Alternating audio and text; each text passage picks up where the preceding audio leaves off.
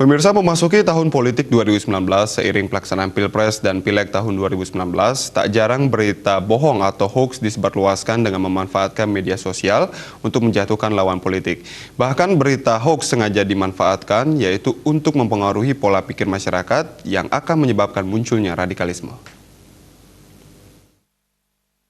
Penyebaran hoax beresiko mengganggu persatuan dan kesatuan bangsa.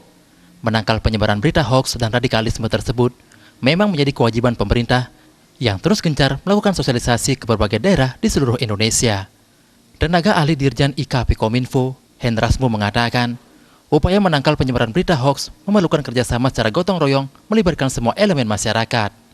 Penyebaran berita hoax berpotensi menimbulkan paham radikal dan perpecahan di tengah masyarakat. Terlebih lagi sasarannya kaum milenial yang notabene pengguna medsos yang paling aktif. Sosialisasi anti berita hoax dan paham radikalisme kepada generasi milenial harus dilakukan dengan kemasan pementasan budaya. Masyarakat semakin aware, generasi muda, kelompok milenial semakin aware dan proaktif untuk menanggulangi persoalan hoax, terutama bahaya radikalisme, ancaman terhadap persatuan kesatuan bangsa. Ini yang paling penting. Jadi mereka supaya aware dari awal, karena ada kelompok-kelompok ya, hoax itu lahir dari kontestasi, ada persaingan ya, pilkada, pilpres, ya, apalagi nanti 7 bulan ke depan ini kan kita akan menghadapi pilpres, pileg ya, mesti akan ada hoax itu akan semakin meningkat eskalasi. Hoax lahir dari kontestasi, orang-orang akan semakin sadar.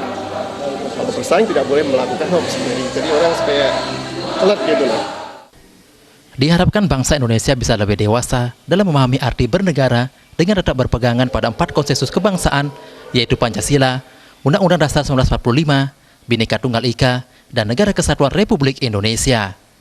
Selain itu, di era digital seperti saat ini, masyarakat Indonesia diminta lebih bijak menggunakan medsos sehingga tidak mudah diombang-ambing, bahkan dikendalikan, yang menyebabkan bangsa Indonesia yang damai dan sejuk terpecah belah hanya karena kepentingan sekelompok orang atau golongan.